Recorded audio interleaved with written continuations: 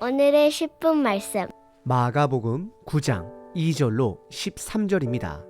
바로 전 본문에서 베드로는 예수님을 향해 그리스도다라고 고백했습니다. 그리스도는 기름 부음을 받은 자, 메시아, 구세주라는 뜻을 담고 있습니다. 하지만 예수님은 반드시 고난과 죽음을 통해 부활하게 될 것을 알려주십니다. 그리고 제자들에게 그들의 십자가를 반드시 져야 함을 가르쳐 주십니다. 그리고 오늘 본문에서는 그리스도라는 고백에 이어서 하나님 아버지께서 예수님을 향하여 내 사랑하는 아들이다라고 두 번째로 선언하십니다. 하나님 아버지의 첫 번째 선언은 예수님께서 세례 요한에게 침례를 받을 때입니다. 그래서 큰 그림으로 살펴보면 예수님은 내 사랑하는 아들이라는 선포로 갈릴리 사역을 시작하셨고, 오늘 본문 두 번째로 내 사랑하는 아들이라는 선포로 이제 예루살렘 사역을 시작하십니다. 하지만 예수님은 반드시 고난과 죽음을 통과해야 합니다. 그리고 나서 부활할 것입니다. 죽음이 없는 부활은 없습니다. 십자가 없는 제자도는 없습니다. 고난 없는 그리스도의 삶은 없습니다. 오늘 본문은 그것을 다시 한번 강조합니다. 예수님은 3명의 제자들과 산 위에 올라가십니다. 그리고 빛으로 변화된 모습을 보여주십니다. 하지만 그 영광에는 반드시 고난과 죽음이 따릅니다. 예수님은 이 땅에 우리들의 죄를 대신하여 죽기 위해 오셨습니다. 예수님을 신실하게 믿는 자라면 모두에게 마찬가지입니다. 인정하고 싶지 않고 때로는 무시하고 싶지만 예수님을 믿는다라는 것은 단지 천국 티켓을 소유한 것을 말하지 않습니다. 이 땅에서 저와 여러분들이 함께 이뤄야 하는 사명이 있습니다. 그 여정은 고난입니다. 그리고 그 사명에는 반드시 십자가의 길, 죽음의 길이 있을 것입니다. 그것을 인내하고 견뎠을 때에 비로소 하나님의 나라를 선명하게 볼 수 있게 되는 것입니다. 오늘 본문 베드로는 여전히 그 십자가의 길을 보지 못합니다. 단지 영광의 모습만 봅니다. 혹시 이 모습이 저와 여러분들의 모습은 아닌지 돌아보시길 바랍니다. 오늘 본문을 통해 십자가의 길이 있음을 인정하시고 그 길을 준비하시는, 걸어가시는 저와 여러분 되시길 바랍니다. 오늘 본문은 크게 산을 중심으로 두 부분으로 나눌 수 있습니다. 첫 번째는 산 위에서 빛의 모습으로 변화된 예수님입니다. 그리고 두 번째는 산 아래에서 예수님의 경고와 제자들의 질문입니다. 첫 번째는 산 위에서 빛의 모습으로 변화된 예수님입니다. 2절부터 8절입니다. 엿새 후에 예수께서 베드로와 야고보와 요한을 데리시고 따로 높은 산에 올라가셨더니 그들 앞에서 변형되사 3절 그 옷이 광채가 나며 세상에서 빨래하는 자가 그렇게 희게 할 수 없을 만큼 매우 희어졌더라. 4절 이에 엘리야가 모세와 함께 그들에게 나타나 예수와 더불어 말하거늘 5절 베드로가 예수께 고하되 랍비여 우리가 여기 있는 것이 좋사오니 우리가 초막 셋을 짓되 하나는 주를 위하여 하나는 모세를 위하여 하나는 엘리야를 위하여 하사이다 하니 6절 이는 그들이 몹시 두려워하므로 그가 무슨 말을 할지 알지 못함이더라. 7절 마침 구름이 와서 그들을 덮으며 구름 속에서 소리가 나되 이는 내 사랑하는 아들이니 너희는 그의 말을 들으라 하는지라. 8절 문득 들러보니 아무도 보이지 아니하고 오직 예수와 자기들 뿐이었더라 라고 기록합니다. 우선 2절에 마가복음은 시간을 강조합니다. 엿새 후에 3명의 핵심 제자들과 높은 산으로 올라가셨다라고 기록합니다. 바로 전 본문에 예수님과 제자들은 로마 황제의 신전이 있었던 빌립보 가이사랴 지역에 있었습니다. 빌립보 가이사랴는 갈릴리 호수보다 북쪽에 위치합니다. 그리고 9장 후반부에 보시면 여전히 제자들이 갈릴리 지역을 지나가고 있음을 확인하게 됩니다. 그런데 북쪽에 있는 빌립보 가이사랴 지역에서 갈릴리 호수 남쪽까지는 3일이면 충분히 갈 수 있는 거리입니다. 하지만 오늘 본문은 6일 후라는 시간을 강조합니다. 이 마을 저 마을 들리면서 6일이 걸렸을 수도 있지만 마가복음이 강조하는 것은 6일이라는 시간을 강조하고 있는 것입니다. 이것은 모세하고 연결시키기 위해서입니다. 출애굽기 24장에 보시게 되면 모세가 두 번째 십계명 돌판을 받기 위해 산 위에 올라가 하나님을 기다립니다. 그 산 위에서 6일 동안 머물렀었고 7째 되던 날에 구름이 걷히고 두 번째 돌판을 받게 됩니다. 그리고 하나님을 만난 모세의 얼굴에 빛이 나게 되고 산 아래 내려온 백성들은 그의 얼굴이 부담스러워 한동안 수건으로 덮게 됩니다. 그래서 2절에서 말하는 엿새 후에라는 것은 십계명의 주인, 율법의 주인 대신 예수님을 강조하는 것입니다. 그리고 2절 끝부분에 보시면 예수님 또한 얼굴이 변하게 됩니다. 마가복음은 장차 고난과 십자가 죽음 이후에 다시 부활하실 예수님의 영광스러운 모습을 미리 저와 여러분들에게 1세대 독자들에게, 제자들에게 보여주고 있습니다. 그리고 이어서 3절에 두 가지 특이한 사항을 기록합니다. 첫 번째는 얼굴뿐만 아니라 옷에서도 빛이 납니다. 그 당시 사람들은 옷을 자주 빨지 못합니다. 그럼에도 불구하고 그 옷이 빛으로 휘어졌다, 밝아졌다라고 기록합니다. 그리고 두 번째는 4절에 예수님이 이미 이 땅에 없는 두 사람과 대화를 하십니다. 첫 번째 사람은 선지자의 대표인 엘리야와 대화를 하셨고 두 번째는 율법의 대표인 모세와 함께 대화를 하십니다. 그러자 이 모습을 본 베드로의 반응이 5절에 등장합니다. 첫 번째는 예수님을 향하여 랍비라고 부릅니다. 주님이 아니라 선생으로 부릅니다. 그리고 두 번째로 아주 간단한 초가집 3개를 지어 하나는 예수님을 위해 2개는 모세와 엘리야를 위해 짓겠다라고 말을 합니다. 왜 이런 말을 베드로가 했을까요? 그것은 6절에 변화된 예수님의 모습을 보고 몹시 무서워했음을 알려줍니다.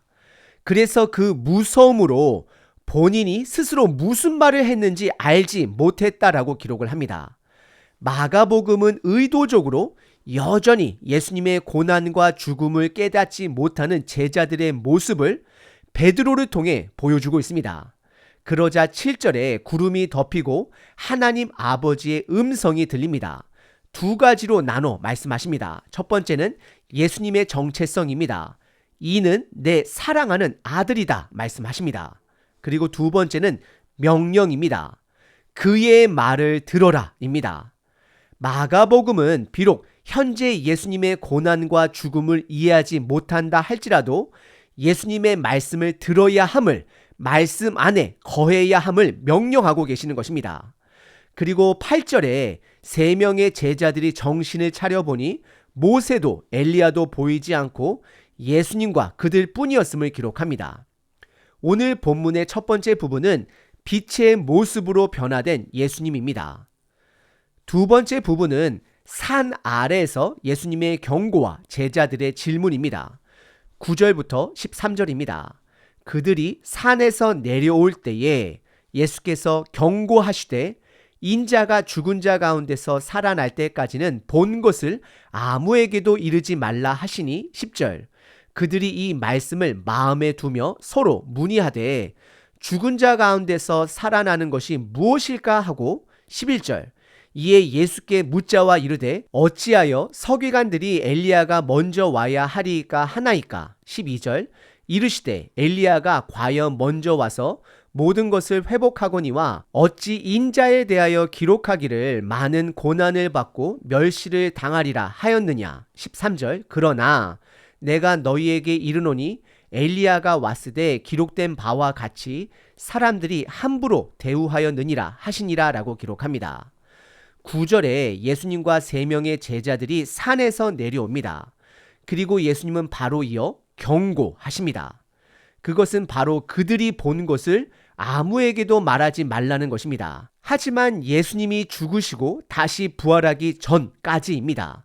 부활 이후에는 그들이 산 위에서 본 곳을 나눌 수 있음을 말씀하십니다. 분명 이 세 명의 제자들은 부활하신 예수님을 보고 그들이 이미 경험했던 변화산 사건을 통해 믿음이 더 굳건해졌을 것입니다. 하지만 오늘 본문 시점에서 10절에 제자들은 그들이 산 위에서 본 것을 소화시키기에는 이해하기에는 어려웠습니다. 궁금한 것이 많았습니다.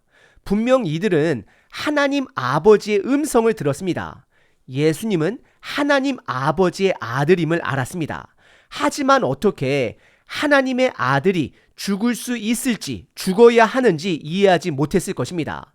그래서 10절에 보시면 죽은 자 가운데서 살아난다는 뜻이 무엇인지 이해하지 못했다라고 기록을 하고 11절에 하나님의 아들이 오기 전에 서기관들이 말하기를 엘리야가 먼저 와야 한다라는 말라기 4장의 예언을 어떻게 이해하는지 묻게 됩니다.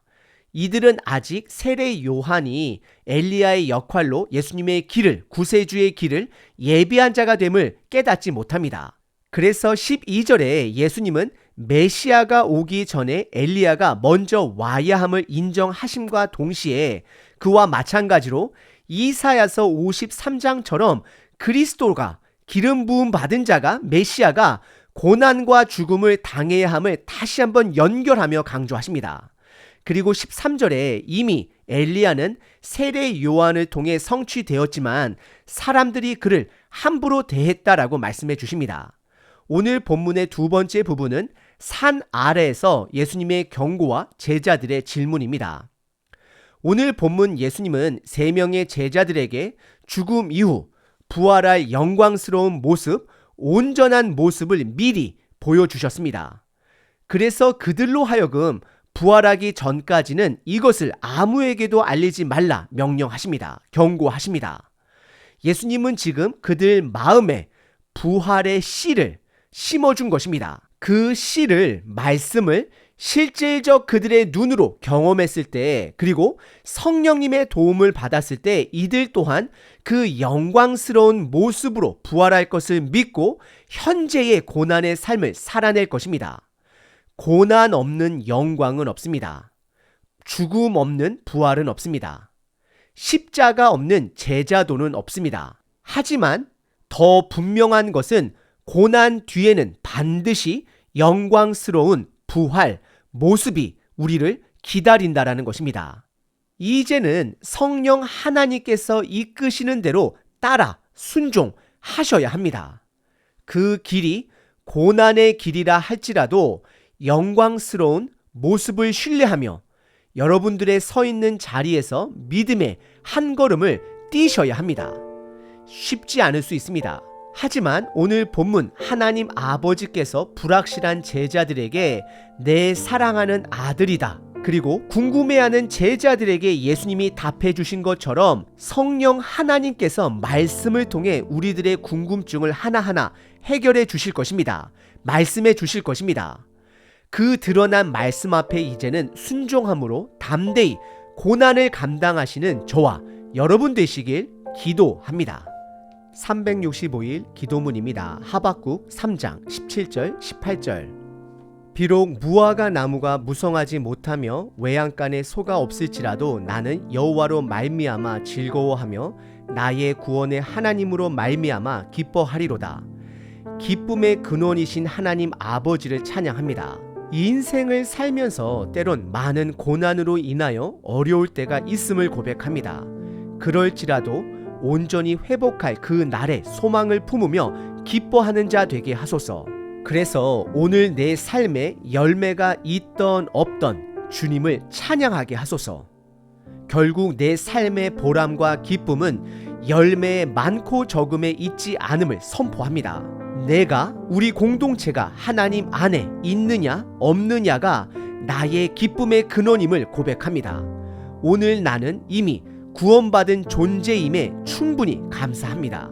우리의 온전한 소망 되신 예수 그리스도의 이름으로 기도합니다. 아멘. 항상 기뻐하라. 쉬지 말고 기도하라. 범사에 감사하라.